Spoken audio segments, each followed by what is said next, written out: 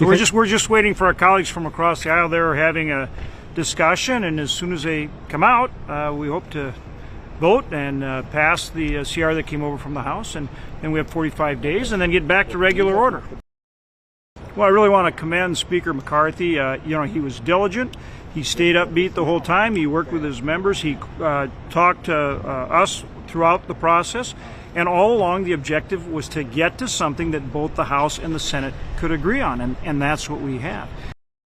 I think, we have time to work on that and get it done. I think that will happen and have the proper debate, again, through the regular order. It didn't need to be part of this CR. All along, the key was to keep the government funded, which this does, work through regular order, and we'll get to Ukraine in due course through the regular process. That's how it should be done.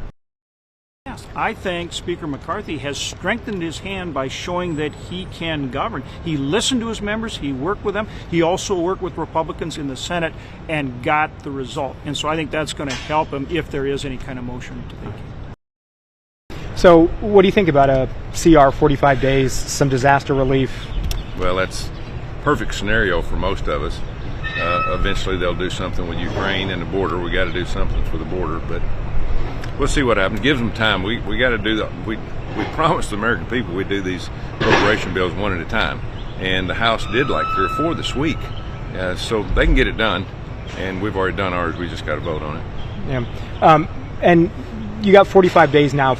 We potentially could be back here again. Do you have faith? I hope not. Yeah, I got faith that we won't. I think everybody's learned their lesson. Should have. We've had plenty of time to do it at this point, but hopefully we can get it done in 45 days and get on with life. Speaker McCarthy had to work with Democrats to get the CR done today. There have been many Republicans who said if he relies on Democratic votes, they were going to move to remove him from being Speaker. What kind of signal does that send from the party as a whole? A lot of pressure.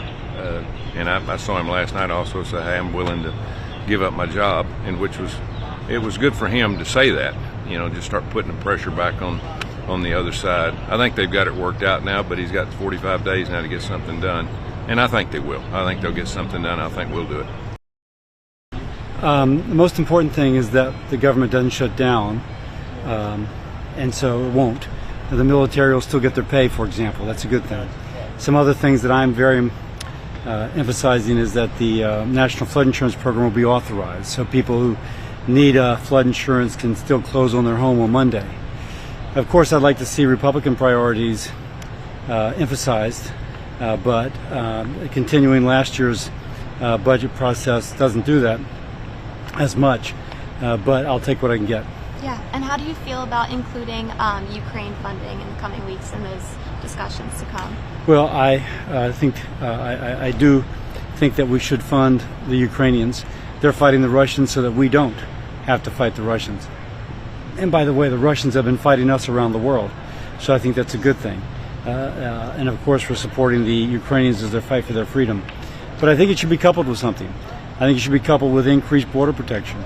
We just got a total mess at the border, a total mess. The executive branch has been feckless in terms of how they've implemented policies. So I think a good way forward is let's take care of our southern border and then do other good things as well.